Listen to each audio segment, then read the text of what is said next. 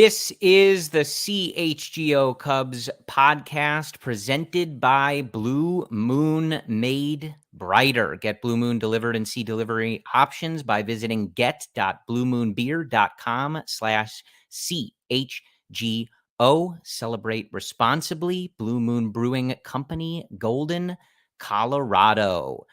Hello, Brendan. It's been a while. It's been a while, Corey. What did I miss? What has happened in the past 2 weeks? Have you caught up? Have you seen all the news? I know nothing, Brendan. I'm assuming that everyone is still unsigned. And people were texting me. They're like, is Corey alive? I'm like, yeah, he's alive. He's got some family duties he has to attend to, but you were well alive. I made sure that you were still breathing and you knew the news and you were all caught up. So credit to me, credit to Cody and I for taking over CHGO, doing a podcast at 2 a.m. in Chicago. I'm on a days. I'm producing the show. I may have been CEO of ALLCITY that night, Corey. Right. Yes.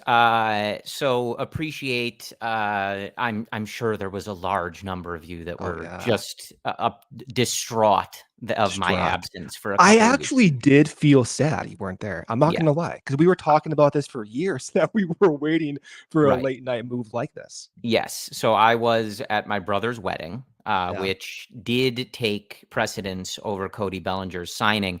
However, I was awake to see the news. But not in a state to join the right mental state. That's fair. That's fair. You were just very happy for your brother that night. That's what was going on. Right. And I think there's a weird, karmic or universal element that I think one of us needed to be busy for something like this to happen. I needed to be unavailable to will it into being, because that's just how it would go, right? We've been available and waiting for the signing to do the emergency podcast. And of course it happens like the 1 out of 5 times a year, you and I are not available. I mean, I don't even remember in my, 8 years doing this with you, where we have not been available for something like this in 8 years. Right. Of course, has to happen. But as I promised for quite some time, I said that in some form or fashion, the CHGO Cubs team would assemble. Didn't matter if it was 6 a.m., noon, 8 p.m., or as it turned out, 1:30 in the morning in Chicago. And I believe we were one of, if not the only outlets that were live within minutes of that signing. So kudos to you, Cody and Ryan. It was a great show and a great reaction. So thank you. I'm sad to have missed it, but I'm glad that it happened. So on this episode, we will touch on, I know that, of course, the signing, closer to about a week ago, and he's already in camp. It's been made official. We've done the press conference, but would like to offer our thoughts in a fuller form. And at least this time, I think you're mostly sober, Brendan, and it's not midnight. A little bit. Maybe can articulate some things better. So we will talk about that. And I think, really bringing full circle. Now, of course, the offseason not over. There's still clients unsigned of Scott Boras. So we'll see if the Cubs have anything else up their sleeve. I would guess not, but we'll see. But we'll talk about, where the roster stands now that Bellinger is back in the fold. Obviously, the last several episodes you and I were doing, we were kind of proceeding without him. So now kind of reconfiguring with him. And then, of course, we'll touch on everything that's going on at spring training. They're back in Chicago now, but before I have something to show you. But before we get to that, that's sort of the outline. Well, now I'm excited. And of course, I don't think I said this, but, welcome into the Friday edition of the CHGO Cubs podcast. We are coming to you. I actually had to check my calendar because I never remember what I never remember what comes after February 29th when we're in a leap year. Is it 30 days, 30? I have no idea. I don't even know. It is March, Brendan. As you and I are speaking to our loyal listeners, it is March 1st, Friday. So thank you for joining us. I do want to give a shout out to Cody and Ryan in particular for their coverage in spring training. They were out in Arizona, and Cody was a man of the people, boots on the ground. Ryan, of course, writing great articles, talking to the players and coaches. Ryan killed it. He was like among the few getting those dead center cuts, all those interviews, all the backfield practice videos. Yeah. Ryan killed it. Absolutely. So as he would say, credit to Cody and Ryan. Job well done out in Mesa representing CHGO and CHGO Cubs. But what I have to show you, as if you're watching on YouTube, you may be able to tell I'm in a different location than my last several episodes. I am still in Los Angeles, aftermath of my brother's wedding. Yeah. And that means I'm at my parents' house. And being at my parents' house means that there's some artifacts around the house that I didn't move with me to Chicago or that are in some box somewhere in the garage. And I found one that I wanted to show you. So it's an article of clothing. I'm going to put it on. Be slow. Don't knock over the mic. For all of our listeners of Spotify, come on over to YouTube. We got, look at that jacket. Now I got to, clear my eyes. For a second, I thought you were Mark Pryor. Right. It is, if you were listening on your podcast feeds, this is like the vintage 2003 dugout jacket that like Dusty or Mark Pryor would have been wearing. Thick collar, that super thick collar. Yeah. Look at that. I have the same jacket. It's a majestic product, so it is not, see-through or horribly cheap like some of the products that we're seeing. They don't make jackets or baseball apparel like that anymore, Corey. I wasn't going to keep this on for the whole show, but I'm kind of feeling the vibe. It's, I can tell the collar is massive. That's what I'm saying. I have the same jacket. So when I was like 11 years old, I got an adult-sized medium, and that thing went down to my knees, and I wore that almost every day. Man, look at that patch. Like you can tell it's such a sturdy patch. Yeah. Such high quality. Yeah. Well, and kudos to my parents for buying this for me when 2003, I would have been like 12.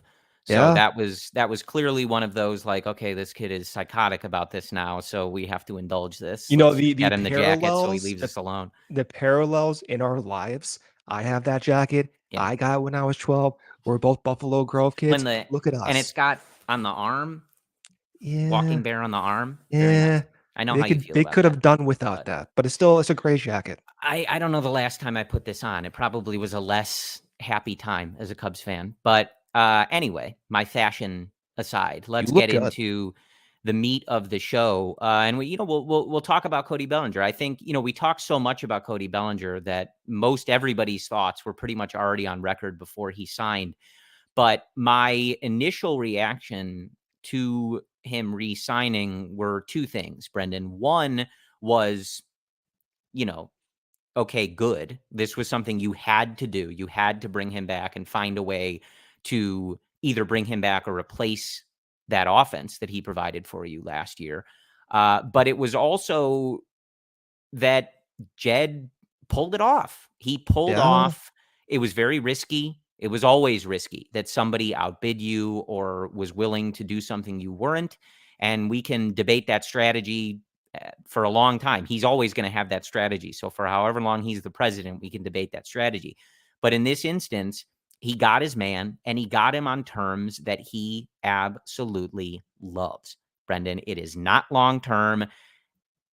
He can opt out, but you are not, as Jed always sort of says, like sacrificing the future for the now. And I can't imagine that Jed could be any more thrilled than how that played out. The worst case scenario here is that he plays so well, he feels confident in opting out after the season, and then you have the same conundrum. But hopefully by then, at least your prospects are more developed. There's a new free agent market. There's a new trade market. And if that's the worst case scenario, so be it. In the other scenarios, the reason he doesn't like long deals, the worst case scenario is you're paying a 38-year-old player $25+ million for no production, which is why he doesn't want to do it. So, hey, we said we would come on and admit that Jed pulled off what he was trying to do, and I think he did. I still think there's a larger discussion, which we'll have, but on the surface, for me, I'm shocked. This is Bellinger's contract. Now, taking a step back and realizing, okay, it does make sense.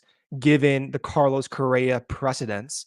I'm still surprised to see it only $80 million guaranteed. And I look at Cody's contract. I look at Shota Imanaga's contract going into the offseason. Shota projected maybe around $100 million for guaranteed money. Bellinger at minimum, we saw 150, 160 upwards, 12 years, 200 and like 50-ish.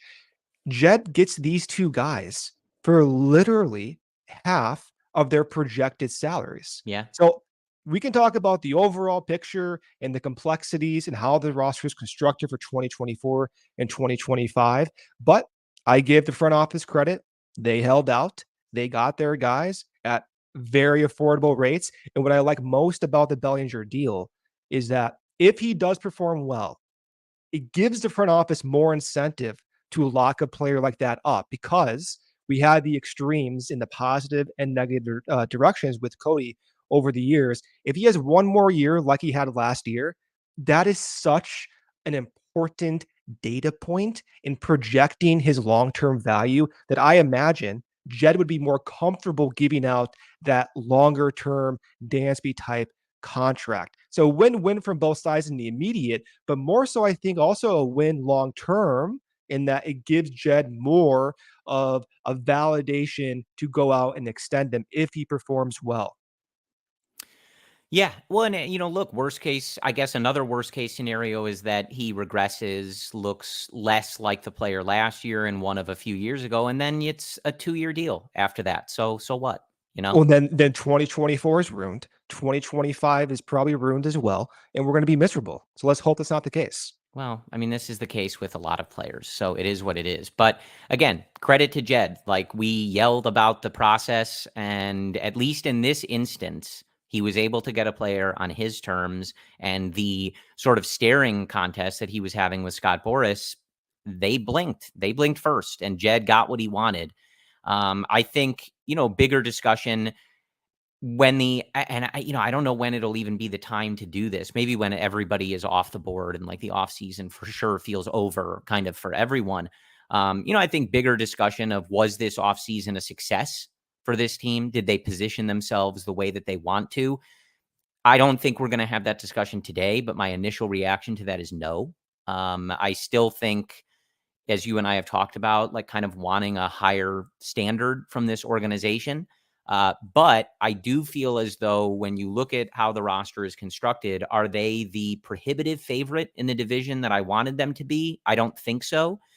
But when we look at this team, I think you have a legitimate belief and reason to expect that this team can absolutely win this division. And I think you can kind of look at it now, and I would look at the roster and the way it's shaping up, especially with Craig Counsell and everything, and say, if they don't win the division, I think that they can set that as a barometer for themselves to judge success or failure in this season. I think for some people, that's just going to be making the playoffs. But I think with where this division is and how they've managed this roster, the expectations we have for some of these prospects, I'm looking at this as division or bust. You have to win this division. Anything less than that is not quite good enough. But at the same time, if you're the third division winner versus a wild card, there's not that much of a difference other than the pennant that you get to hang at your stadium. So absent of a significant acquisition, this will be the Cubs roster. And by significant, you can include Montgomery, Snell, Chapman, sure. Even if they include one of those guys from the market, their win projection is likely not going to dramatically shift how I view projections. Right now, they're projected at 81 wins with Bellinger on this roster by Fangraphs. They're projected as a 500 team with a payroll that's just below the first tier of the luxury tax by $3 million. So take away all of the circus that this offseason was with Shohei and Cody and Boras and the late blooming free agent market. Just looking at how much money is committed for 2024 and looking at the expected win record, it seems like a misalignment. I would expect, if the Cubs are spending that much money, that a win projection of 81 would be much higher. And then I start thinking, as me judging the front office, even though I like the Cody Bellinger deal and the Shota Imanaga deal, if a year now or 2 years from now, when Tom does evaluate Jed and they do maybe negotiate a longer term extension, I imagine Tom will look at this period and say, hey, Jed, you were at the first tier of the luxury tax in consecutive years and you did not win the division. Sure. What's going on? And Tom may actually evaluate that in terms of going out and getting someone else in an extreme form. Well, and look, that's something we heard about, I think, Theo as well. And again, everybody that has ever listened to us, and if you're new, I'll explain it briefly. We are never defending ownership. We want the payroll to be as much as humanly possible, given how much money they have, how much they charge us, et cetera, yada, yada. You've heard it a million times. So I'm not defending it. But I do recall Tom talking with Theo and some of the questions of spending and all this other stuff. And he would point to like, look, this is what we spent. This ought to be good enough to win some games. And if it's not, then that's on the person I gave the money to. This is Theo Epstein, again, you can right? debate Theo that, Epstein. but that's what Tom is going to say. Yeah. But Theo Epstein, World Series champion Cubs executive. Yes, in 2016. That's correct. Okay. Not a failure. World Series championship executive for the Cubs. Just clarifying that. But, really, and kind of looping back to some of the stuff we had talked about with Bellinger in the 800 episodes we did before he was actually back as a Chicago Cub. I think one of the main things, and I know he talked about it a little bit, like I think one of the most important things about this, outside of the obvious, getting the guy who was your best hitter last year back in your lineup, but it's the effect it has on PCA, man. And we talked about this. You and I did a whole episode where we kind of argued against the idea of certain guys blocking prospects or that being a primary concern of people. And bringing back Bellinger, I always believed this. And of course, I believe it now that he's back on the team. It is such a good thing for Pete Crow-Armstrong. And I think it's wild to think otherwise. It allows this team to put him in the absolute best position to succeed without relying on him to be ready quicker than he may be. In a scenario where you don't have Cody Bellinger, you are relying a lot on Mike Tauchman to repeat a performance that he has not always been able to repeat at the major league level. And perhaps you end up having to push what you are asking of him to a more unreasonable amount of plate appearances. Or you have to rush PCA up or hope he adjusts as quickly as possible to some of the things that he needs to adjust to. And there's no safety net there for either of those guys. With Bellinger, they can have PCA break camp with the team. They can have him start in Iowa. I know he's already made some changes to his swing, his stance to try to adjust to the high velocity struggles that we saw at the major league level last year.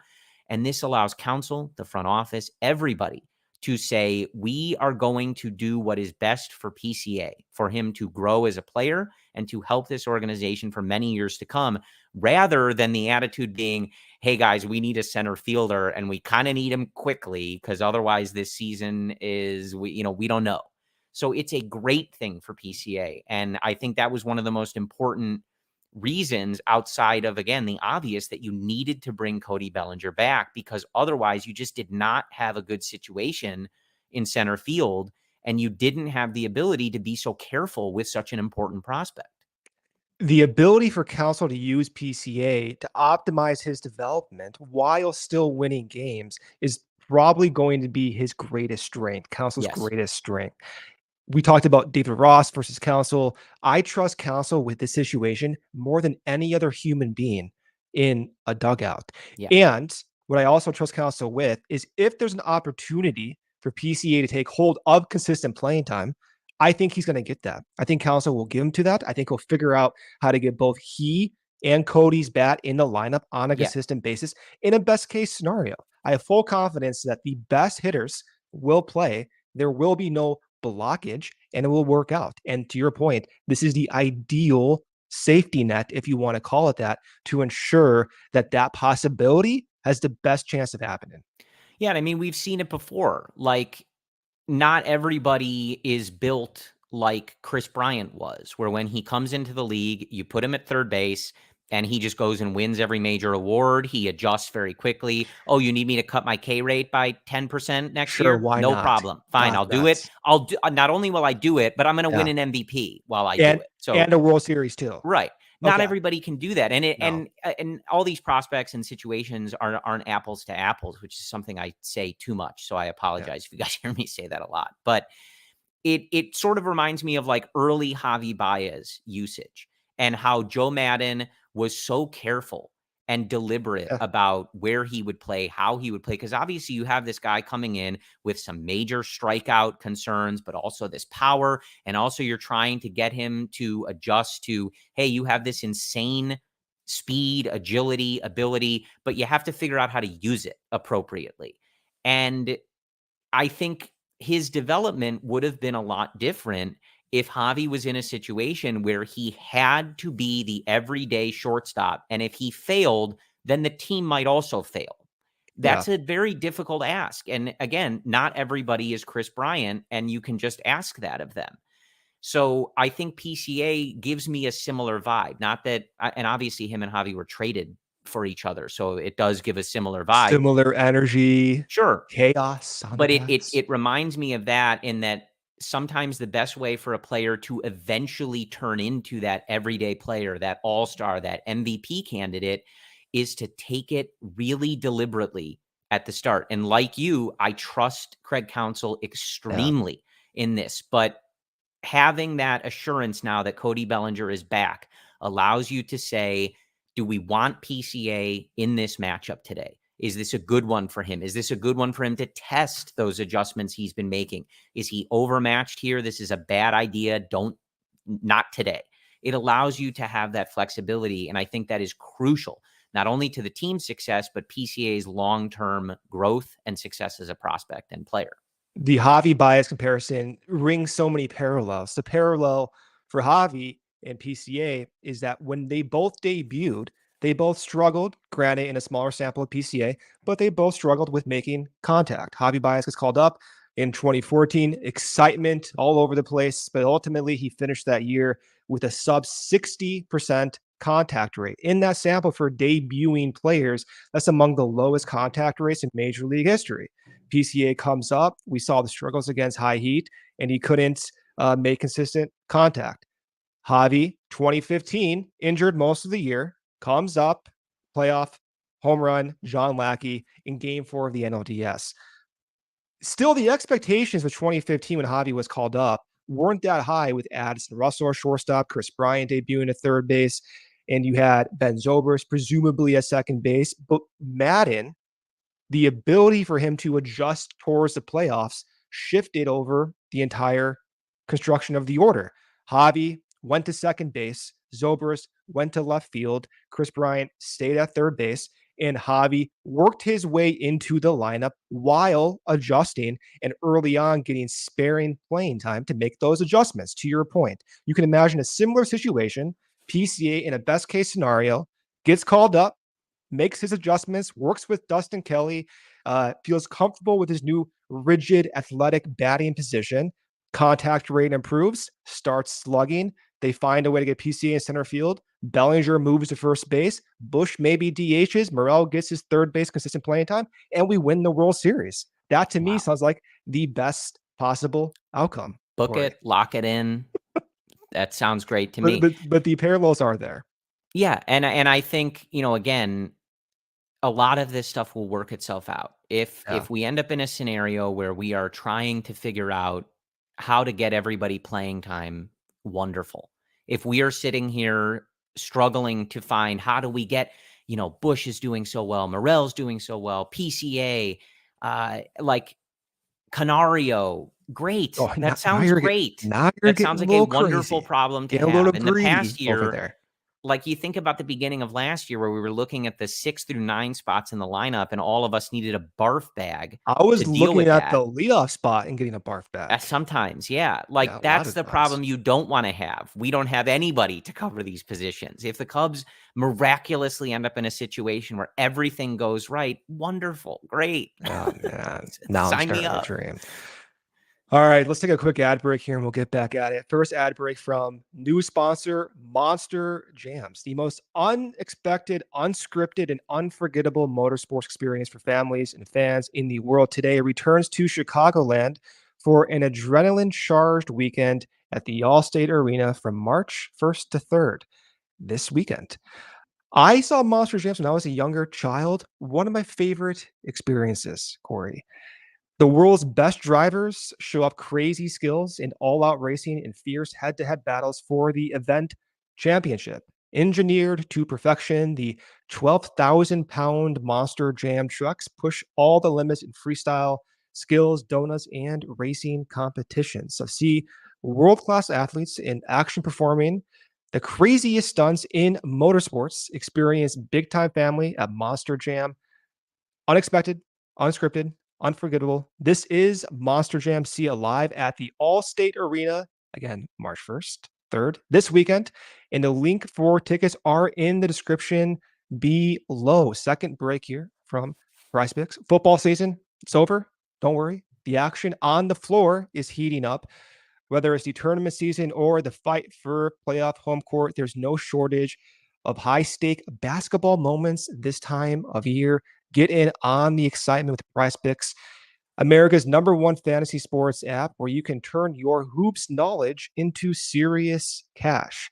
Conference tournaments are here, which means the biggest moments in college basketball are getting closer. Be a part of the action on Prize Picks for both men's and women's college basketball. And if you want to bet and use Prize Picks for NBA action, here's an example. Kevin Durant for more than 28 points and Trae Young for more than 10 assists. You can put that into Prize Picks. Go to prizepicks.com/CHGO. Use code CHGO. Pick more, pick less. It's that easy. All right, Brendan, coming back here, I do want to get back into the discussion. I will say, again, there's plenty to talk about with Cody Bellinger and the overall offseason. And I think we'll get there and we'll talk about, where this team stands in terms of the offseason and everything at some point. But I do want to talk at least a little bit about the current goings on in Mesa as spring training is still happening. I reiterate to you, Brendan, and we've talked about it. You're a big spring training guy. Almost daily, no. But I just love hearing Craig Counsell talk. I know, man.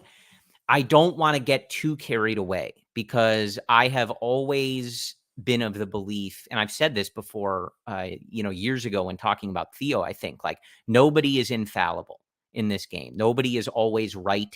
Nobody is perfect. Everybody makes mistakes, and you don't want to put players, managers, front office people on too much of a pedestal. But you and I routinely send each other. We might as well have a folder of this where it's just stuff that Craig Counsell says. And all either of us say to each other is, can you imagine David Ross saying this? And the answer is no, no way.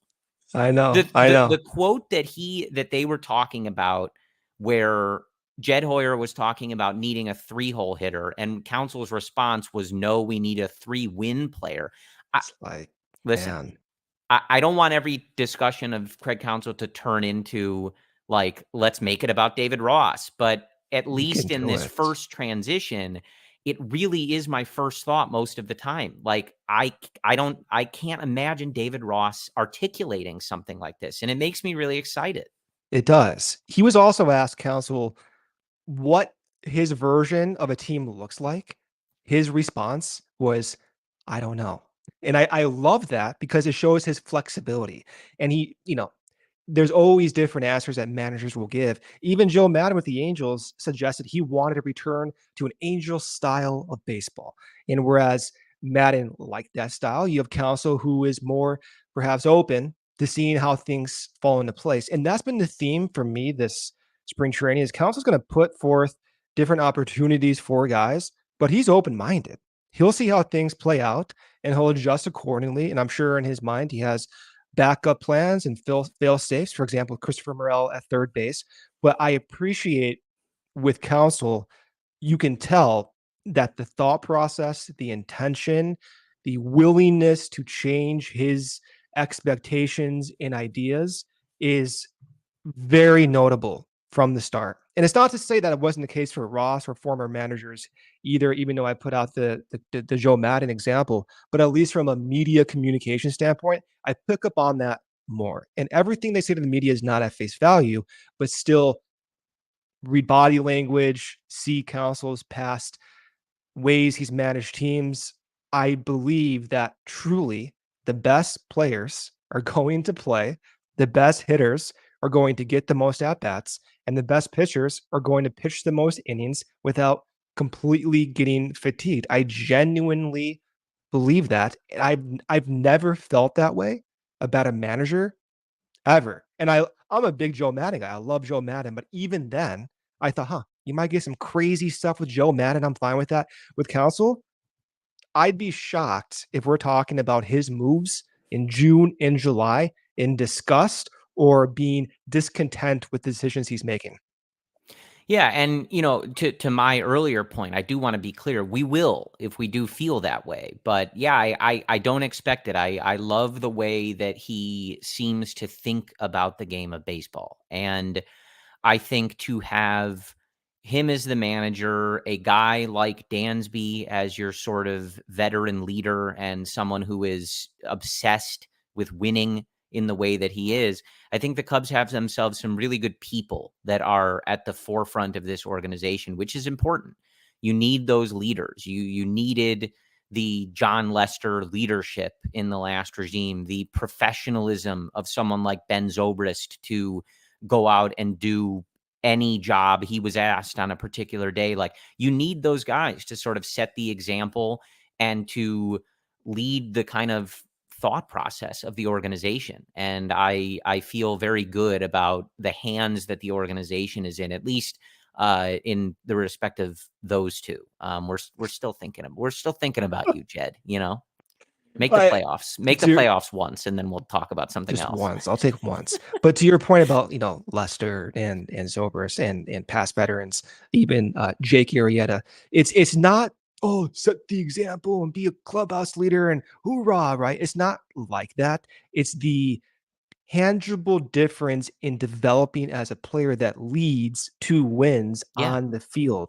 For example, Jake Arrieta with Kyle Hendricks. One reason why Hendricks approached batters the way he did, his specifically two-seamer on the outside corner, was in part due to Arrieta's preparation and watching him do that. You can apply similar thinking to Jordan Wicks and Kyle Hendricks now, where Kyle Hendricks leads often with changeups, and Wicks is all behind Kyle Hendricks, following his lead. And I'm sure there's moments, and you even saw pictures of them exchanging pitch grips and thinking processes. So it's not just set the example and be a clubhouse leader and get these guys in position. It's the ability to, as I always try to say, like, fail fast, adjust, find your comfort zone. And when you have players like veterans, like Kyle Hendricks, like the former John Lesters, it helps those guys adapt faster. And to your point, John Lester, Justin Steele coincided. Even John Lester, or rather Justin Steele, has mentioned Lester's advice going down into fastballs prompted a potential Cy Young winner in Justin Steele. That does matter in promoting the development of players. Yeah, and I mean, look, this team also still needs to learn how to win. And that's kind of a cliche you hear a lot in sports, but this team and a lot of the players on it have not necessarily experienced that. They got kind of close last year. They had a winning record, but they fell short of making the playoffs and like truly experiencing that. And you need those guys that can kind of set that tone and help you learn how to win. That is one advantage, though. We talked about this last year too. Even though they did not make the playoffs, that high stress environment in late August, crucial. Yeah. Well, and that was one of the things we talked about when people were debating what they should do at the trade deadline. Yes. And I think, even at the time, I mean, I'm pretty sure everybody with CHGO Cubs was in buy mode. But in particular, I know you and I talked about, like, even if they don't win the World Series or make the playoffs, some of these guys have never played in a pennant race. They've They never need those played environments. high leverage games in August and September. You need that experience. And that's not to say that, you see rookies perform on the big stage all the time. It's not to say that it's impossible to do, but learning about your players in a high stress environment is very useful. And those guys getting those opportunities is very useful. Justin Steele pitching a meaningful game down the stretch in September is a lot more valuable than him pitching a meaningless game against the Pirates in September. Like, those things matter. So I think it's all part of the process, but it's just to reiterate that I just love listening to Craig Counsell talk about the game of baseball. Yeah. I am thrilled with the way that he seems to look at things. And, it's something that obviously is going to matter a lot in this particular year, because as we come to what seems to be the end of the offseason and maybe looking at what this final roster might look like, as we kind of talked about with David Ross last year, this is and Craig has sort of consistently proven this in Milwaukee, but this is a test of his chops, man. This is not a perfect roster. This is not a roster that has clear and excellent answers at every single position. He's going to have to manage some younger guys. He's going to have to manage some guys that are getting a bigger opportunity than they've ever had at this level.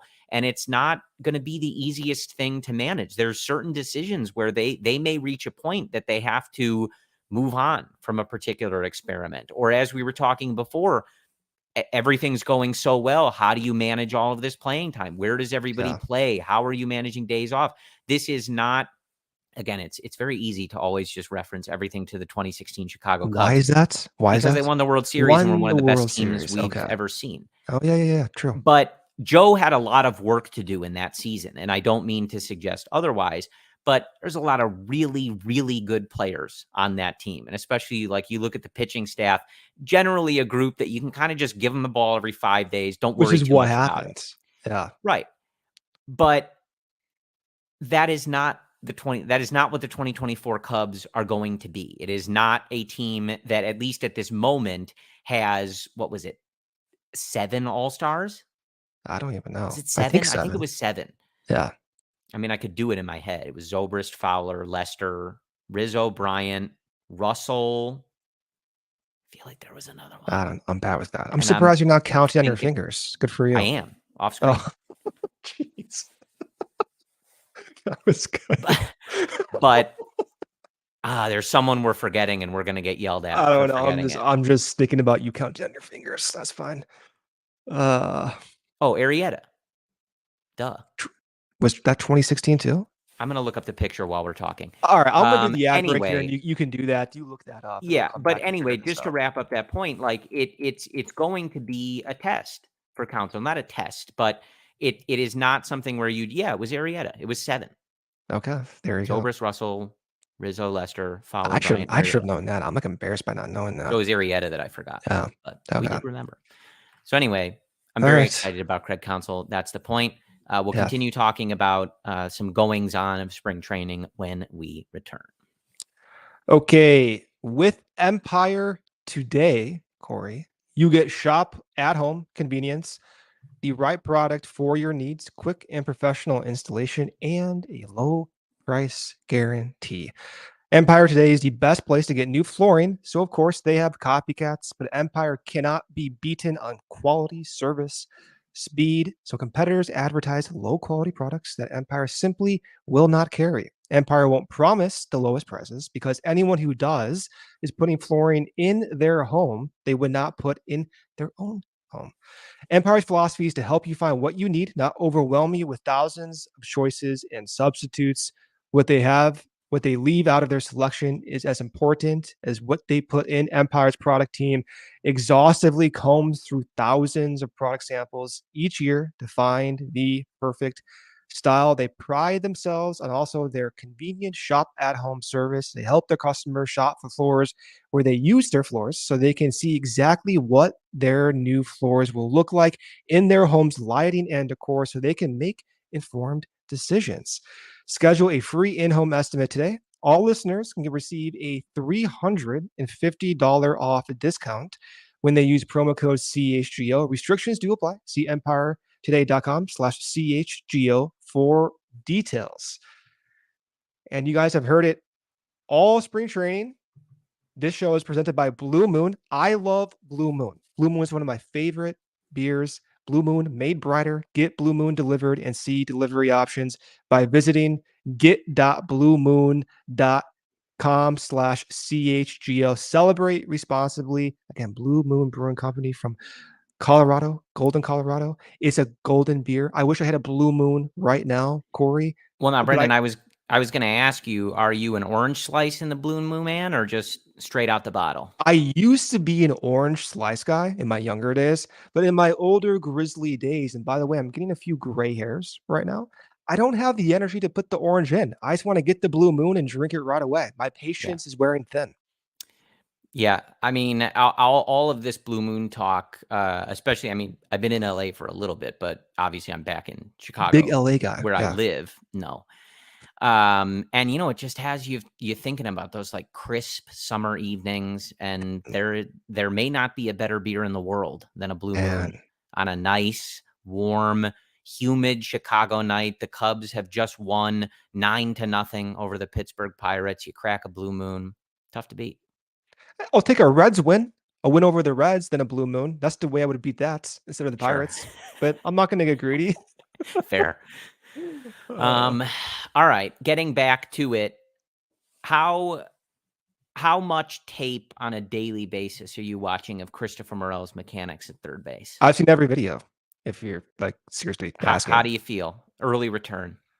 I feel good. I think there needs to be room on cleaning up the transition to his throws, but it's a work in progress. He's been doing this for like 2 weeks. What I appreciate most about Morel is I have confidence he can make the plays. His glove is good. I think that's one area of his game that gets under noticed. He's a natural shortstop. He was brought up through the system playing shortstop. He's made plays at second base looking good. He's made plays at shortstop looking good because of his glove work. The challenge is just transitioning to those throws, mitigating some of those longer throwing motions and getting accurate throws. So if he can improve that, which I always thought he could improve it, I was frustrated that he was not getting opportunities to do it back then. All he needs to do is be passable at third base. If he's a passable defensive third baseman who's going to hit 30 plus home runs, continue to develop, that's all I'm asking for. I'm not asking him to be, Matt Chapman. I'm not asking him to be a Ramos Ramirez back then defensively. Just be passable, pick the ball up, throw it to first base, do it more times than errors, and I'll be happy. Yeah, I mean, certainly tough to judge in such a small sample so early into spring, but I have the confidence he's going to put in the work and they'll reevaluate. But I agreed with, the logic that Craig Counsell was putting out when they first sort of made the decision, like, we're going to give him some runway there. It's important that he get the shot. It would be really, really valuable if he can make it work. I will say I was watching his setup position in this as context. He's playing more in than I imagined. And so I'm thinking, why is he doing that? He has 99th percentile arm strength. Why is he playing so far in?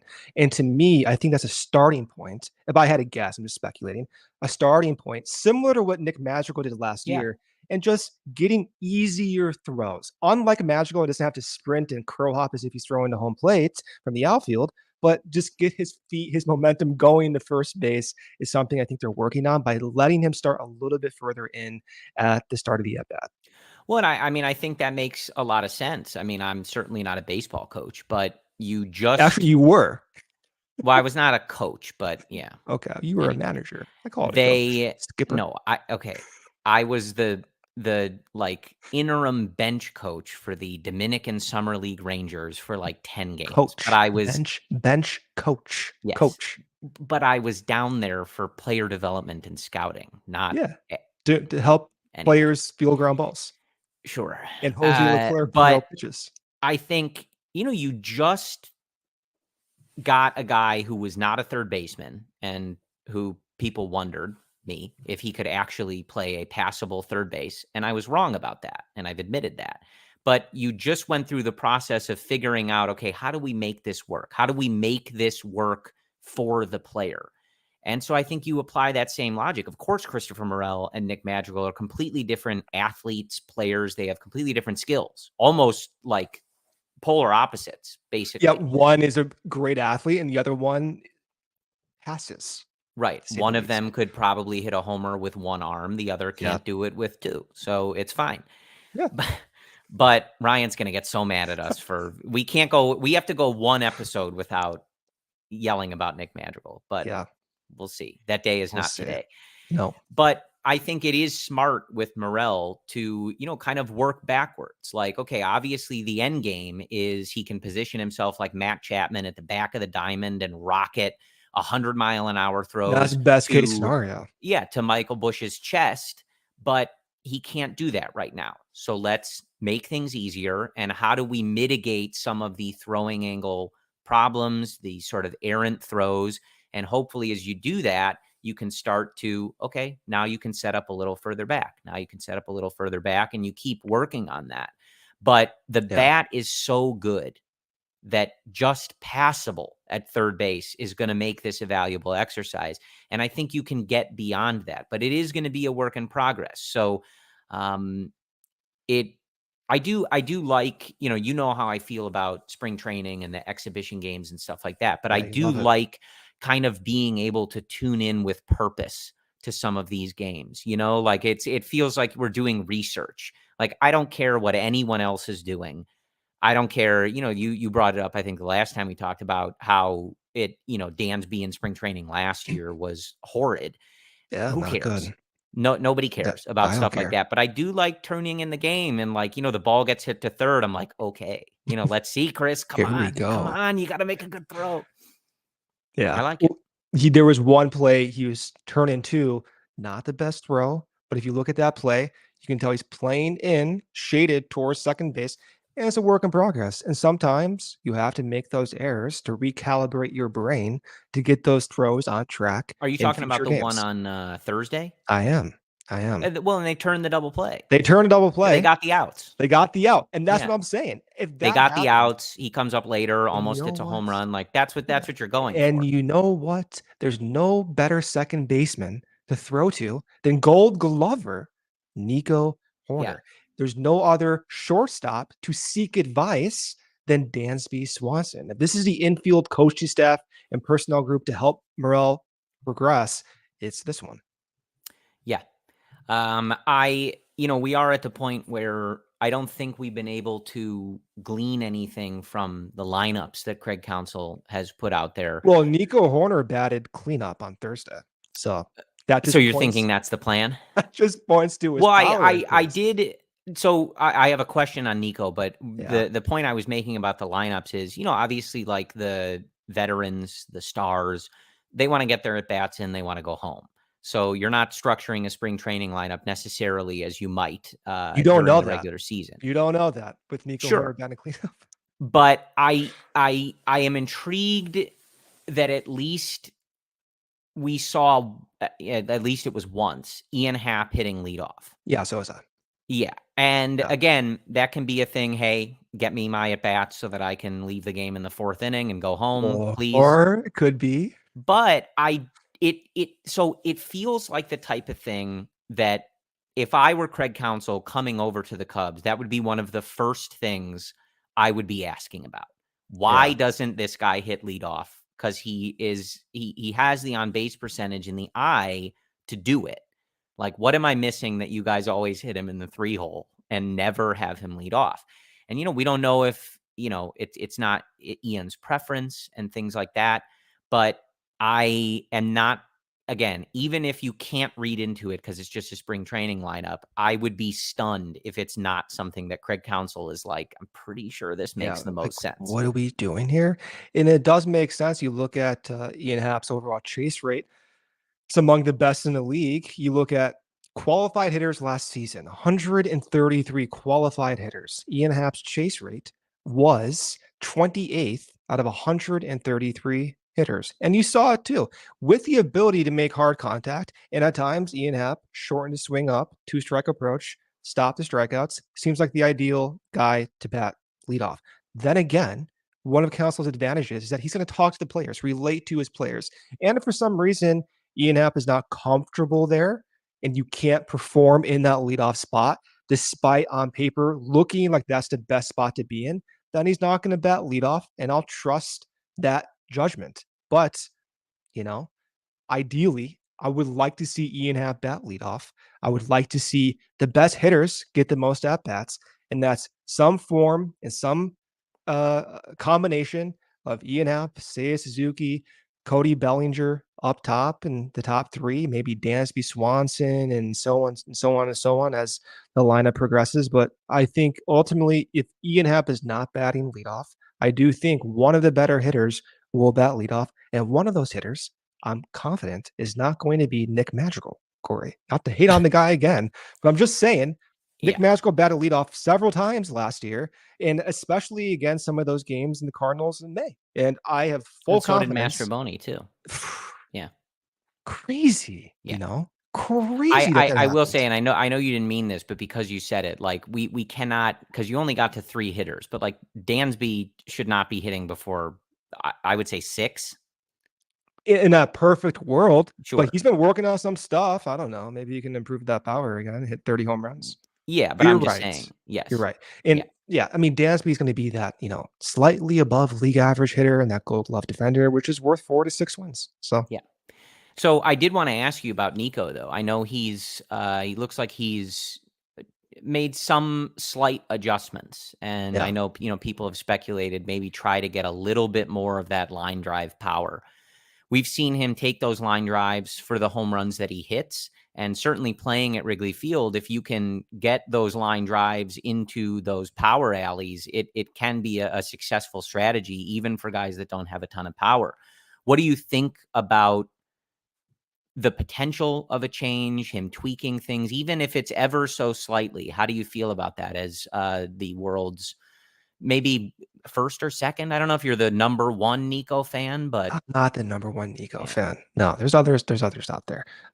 But in general, I like the concept. I like him trying to go out there and improving his game.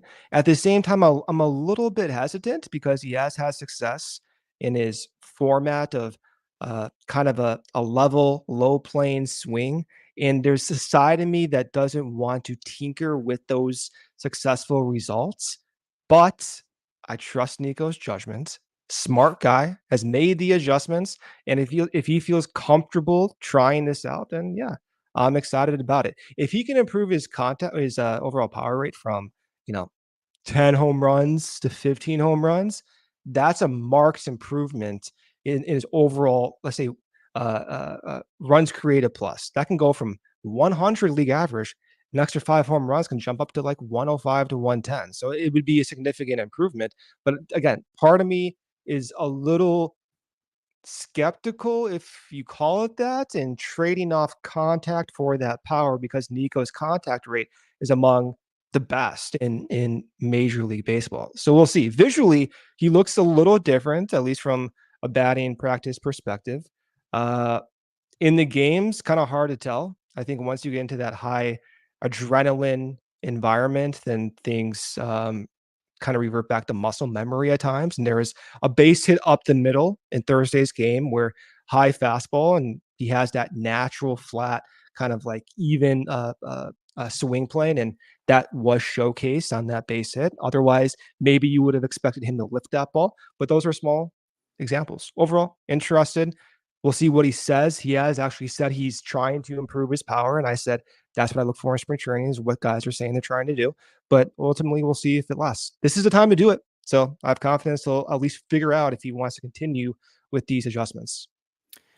Yeah, definitely something to keep an eye on. I am curious, just as we're, getting toward the end of our show here, as we talk about, still options on the board. I know, like, even, was it Jed or Scott Boras or Cody? One of them mentioned Jordan Montgomery Was it Jed? It was Craig Counsell. It was Craig Counsell, right? Duh. Your guy. So, like, and I mean, there was a report the other day that Blake Snell might be interested in doing a 1 year, sort of the same type of thing. So, I'm interested in that. Hey, listen, like, if you want to get crazy, we can get crazy. Fine, but we'll see. But what I do want to ask you is, particularly on like a DH kind of move, you have no interest in someone like JD Martinez. Can I assume that's correct? I'm interested in improving the team. I operate under a realistic threshold of this payroll. So I don't think they're going to spend 15 million on JD Martinez when they're only 25 million underneath the second tier of the luxury tax. I'd be shocked. So underneath that assumption, no, I'm not interested in JD Martinez if it prohibits them from making other moves to the bullpen or starting pitching staff come the trade deadline. So that's how I operate. Yeah, well, and I mean, I'm just curious because I think, a lot of people have been hoping that a guy like Canario or, whoever, however, some of this other stuff shakes out, just gets that opportunity. And so I think, especially when you factor in the cost, it does become a question of like, of course, some of these guys are proven, established, really good hitters that would lengthen and improve the lineup. I'll take them. But I'll take them. There's an opportunity cost to be discussed. But we had cost last off season in signing Michael Fulmer. It was, I think, a justifiable risk. Yeah. But the cost was by signing those guys that have some risk, it will stop the Cubs front office of going over certain tiers of those tax thresholds. Last year, it was Fulmer, it was Barnhart, it was Mancini, and ultimately at the trade deadline, they made the decision. You're shaking your head, and so am I. And not to bring down the mood over here, but it's so many plate appearances, Brendan. So many plate appearances that to just unbelievable trash. But that stopped them from wanting to go over that first tier. That is what happened, and they did not improve upon Jose Cuas, which I thought was a good addition, but still, it was not enough, as was our fears. So I'm operating under the same context where I want to leave open opportunities come the trade deadline to make significant projectable improvements, not ones with a little bit of risk embedded like Jose Cuas. Yeah, I hear you. I think, this is one of those things where the true budget that Jed is working with, which of course we do not know, is really at the heart of this conversation, because I think they go over the first tier? They're $4 million away right now. Do you think they end, like your gut tell you in the off season or at all? In the off season. No, I think they're done. I think they're done. I think they're kind of done. It's like the same. They're at the same point as last season. And that kind of gets to, sort of what we talked about, where it's like, I think there could be a good debate of, is that a successful offseason? Are we happy with this, et cetera? And my gut answer is no, because it feels like they're content to look at things and say, we can win this division, and that's good enough. And if that happens to be 86 wins, doesn't matter. Whatever wins the division wins the division. And, I think we would all hope that they would have a different attitude of, no, we need to be able to look at things and say, we can beat the Braves, we can beat the Dodgers, we can beat the Phillies, and we can win a World Series.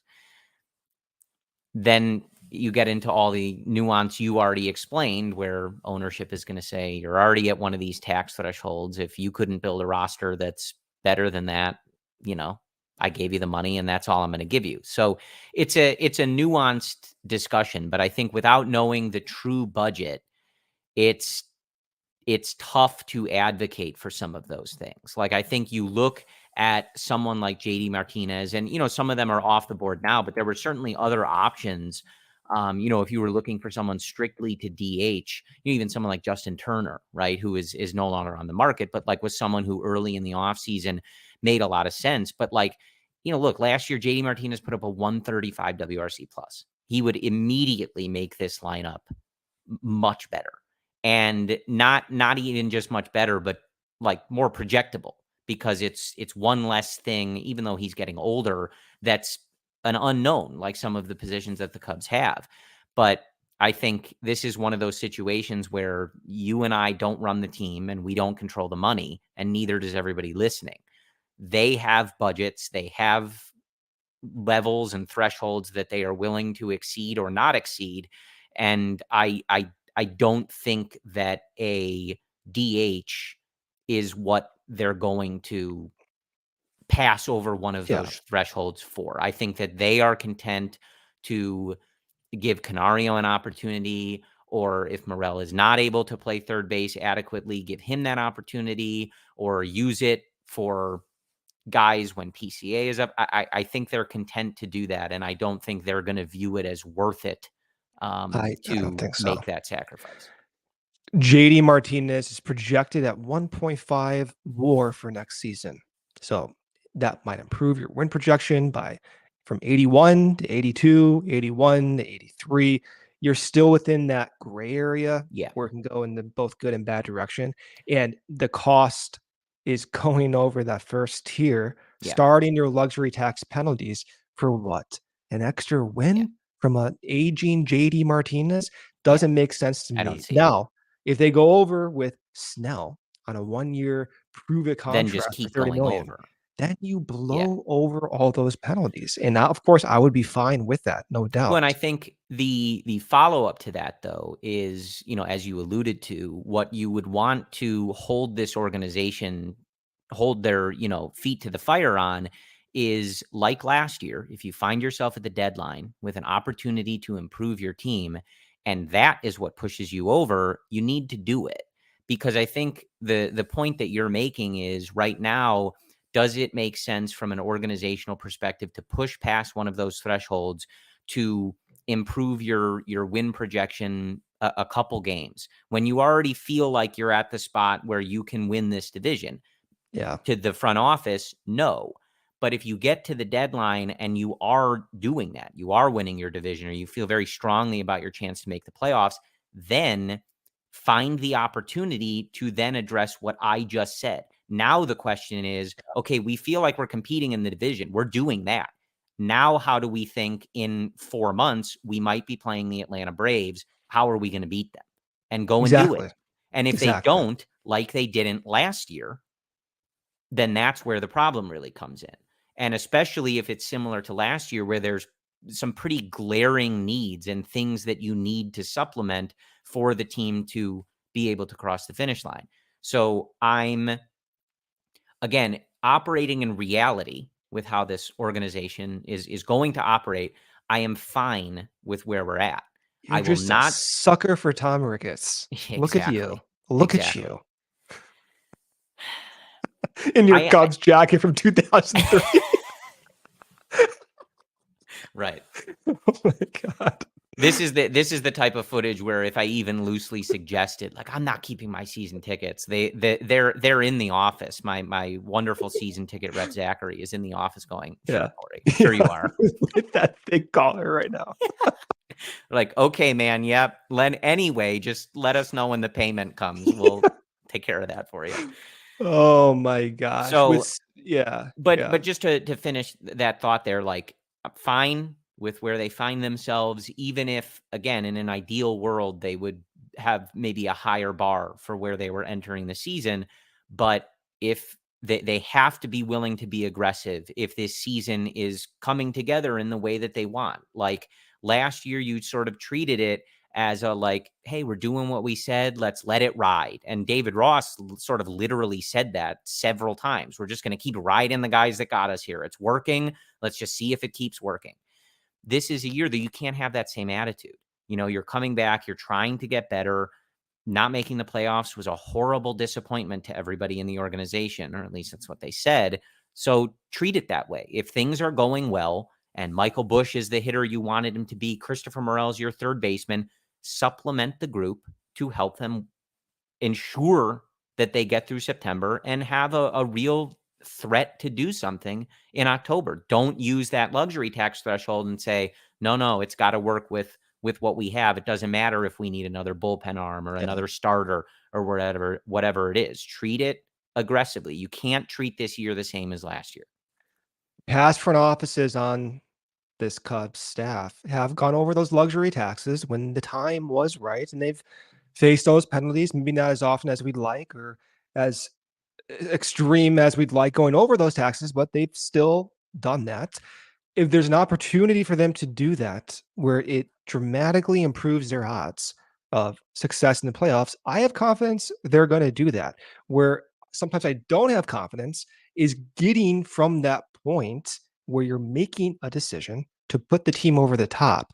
So right now, an 81 win projection, if you sign Blake Snell, let's say at the very top range of Snell's projection, is an extra 3 to 4 wins. So you go from 81 wins to maybe, let's call it 85 wins. This would be crazy. You're at 85 wins. Now, plus or minus 7 wins, go plus 7 wins to 92. So you're talking from the top tier of a realistic chance of overperforming from 81 to 88, from 85 to 92. That top tier of 92 should win the division on paper going in. So therefore, going over the first tier of the luxury tax might make sense in the off season instead of waiting to see where you are at the midseason. For JD Martinez, you're not going to push your potential projection to plus 90. So I think they would rather wait towards the midseason and make that decision. If that is ultimately the comparison. Yeah, I think that's fair. So and I think that's all we have for you. As far as, anything else, I mean, I think, continuing to watch a lot of the same stuff that we talked about, how this fifth starter thing is shaking out, how these guys look, but so early in spring training, it's very difficult. Like I know Drew Smiley got hit pretty hard on Thursday, but so what? We know he's working on stuff. And I think for a lot of this, it's too early to make calls. But each and every day, like I said, I'm watching Christopher Morel at third base. I'm watching to make sure everybody's healthy. We've got a few little like swing adjustments to pay attention to. PCA every day is, basically must watch television to see how he's doing. Yeah. It's been fun to see Owen Casey getting these opportunities for sure. Matt Shaw. Yeah. Oh, Matt Shaw. He's going to be such a guy. He is, dude. He is. He's got that attitude. And well, I mean, not only you watch him like just smoke the ball, but he's got that bulldog he does attitude. Yeah. It's great. No doubt. I love it. I mean, other than that, I'm just enjoying listening to Craig Counsell talk. And I'm going to try to not get too carried away. You love Craig Counsell. I don't think I've ever seen you this worked up about a coach. I think it's like one of those things where it's like dawning on me that I think I disliked Dave Ross as a manager much more than I maybe initially thought. Yeah. In retrospect, those quotes, and I'm like, man, this is cool. This manager is like really smart, and like he understands the game of baseball so well. And you mentioned it before, but like he also, it's not as though he is some front office nerd that they have planted in there. He is every bit the gamer, grinder, everything that David Ross was. Dude, and he's got this massive dip in his mouth right here. He's a baseball dude. It's not taking anything away from David Ross, but I think Craig Counsell is such a unique blend of a guy that could be a front office executive with the way that he understands the analytics and the data side of the game that the game is going to. But he's also like, he's been in the trenches, man. Like he was a journeyman type. He's been done the pinch hitter thing. He's done the role player hits thing in the World Series. Yeah, like he's been there, done that. He's a guy. Yeah. Look at us talking about Craig Counsell in a positive light. Who would have thought 8 years ago? Well, that never. I mean, that still dawns on me. Can you imagine looking at our faces right now, hearing what we're saying about Craig Counsell a few years ago? Would have been nuts. Absolutely nuts. Crazy. I mean, there was a thing going around. I'm forgetting who posted it, but I know it was on Twitter, where it was kind of like, which of these things is would 8 years ago yourself think is the most unbelievable? And it's like a picture of KB in a different uniform, Anthony in a different uniform, Craig Counsell in a Cubs uniform, and I think it was that weird picture of Yachty in the Cubs stuff from wherever he is.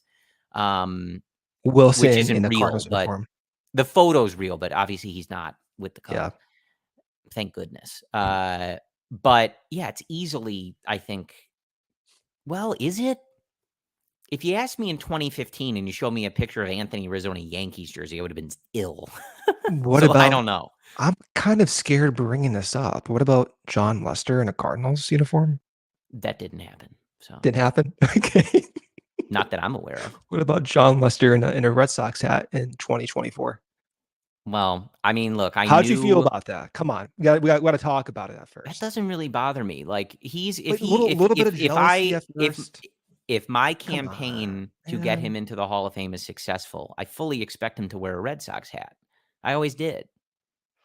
I don't know. I guess. All I'm saying is I don't have Yeah, you're right. I never had a belief that he was like a Cub at heart. He had such a tremendous career in Boston from when Yeah. he came back and the success he had there and just his story throughout that process that I feel like he is always sort of a Red Sox at heart, even though his tie to the Cubs is quite strong and significant for someone who already had that tie somewhere. And look, the Cubs got rid of his guy to hire somebody else. But he understood it. In fact, he almost I not think he applauded understood it, but I you guess know. I'm just saying it's not a surprise that immediately after that happens, he's in spring training with the Red Sox. Like it, Now, I get it. if he was in Cubs spring training, does that mean Ross hated Lester? They get rid of Ross, and all of a sudden Hey, Lester comes listen, in. some people have folks that they work really well with. They don't have to be friends outside of work. Yeah, I feel like I remember reading that the guys on Mythbusters hated each other, but they really. worked really well together. Well, there you go. You know, So I mean, you hate me, but look at I us. was going to make the same joke. But you didn't want to offend me. You thought I would take that a little bit too I do harsh. think it's interesting that in both of our jokes, I'm the one that hates you. That's what I was going to say too. Yeah. So it's not Well, that's like I just was kind of going to how it goes. reverse it. That's kind of how it goes. You know, Yeah. I will say though, I will say, like a good friend I am, I didn't bother you Saturday night when Bellinger signed. I knew. I put myself in your shoes. I'm like, I'm not going to bother Corey. I'm going to do his thing with his family. Let him have his time. I'll see him the next day. That's what friends do, Corey. They think about the other person. Yes. For Bellinger, had this been like, Juan Soto or something, you need to call Oh me. no, And I'm driving up to LA. That's a yeah, little bit different. I'm driving right. out to LA and I'm pulling you away from your family. Yeah. So anyway, I think that's all we have for you. We managed to go. I know Cody's going to be glad we managed to go this whole episode without mentioning Paul. Oh shoot, I just said Paul Bacco's name. We almost did it, Brendan. Well, you are wearing the 2003 jacket, so That might have been honestly that's that why. night might have been the last time I wore this jacket Yeah, yeah. because I Probably. was weirdly, if you wear a piece of merch through such a traumatic event, is it bad luck? Can you wear it again? So I don't know. Get it off. If that's the case, I don't want any bad luck, any bad juju for the season. You They know, already won the world. They won the World Series, Brendan. they It's all did. gone. They Yeah, did. it's all Which year gone. again? 2016. 2016. The cloud is lifted. It's gone Okay. forever. You The can wear jacket is whatever you absolved of want. its crimes. Okay. Wear whatever Yeah, you want. Good for you. I make the rules. Okay. Anyway, good to be back with you all. I missed talking about the Cubs, so it is nice to be back. It is March, so at some point later this month, the Chicago Cubs play a real, honest to goodness Ugh. baseball game that counts. So as I feel like we go through this every year, but enjoy the low stakes of it now because we are only a mere weeks away from I the know. pressure, I hate it. or as Joe Madden would say, the pleasure, however you look at it. But things ratchet up in a few weeks here. So we will continue to keep our eye on the goings on in Mesa at spring training. As we did for Cody Bellinger, if more breaking news is out there and Jed wants us to assemble at 3 a.m. again for some other Sure. reason, we will be here. Bring in whoever you want. Jordan Montgomery, Blake Snell, maybe make a massive trade. Do whatever you want. We are ready, Okay. Jed, for you. But other than that, in lieu of that, Brendan and I will be back with you next week. Don't forget to tune in to Cody, Luke, and Ryan and the CHGO Cubs gang Monday through Thursday. They have you covered with daily content. Don't forget to visit allchgo.com and check out all of Ryan's great written work. We appreciate you tuning in to the CHGO Cubs podcast and supporting everything going on at CHGO. Brendan and I will talk to you again next week. And as always, go Cubs. We all silly like the mayor.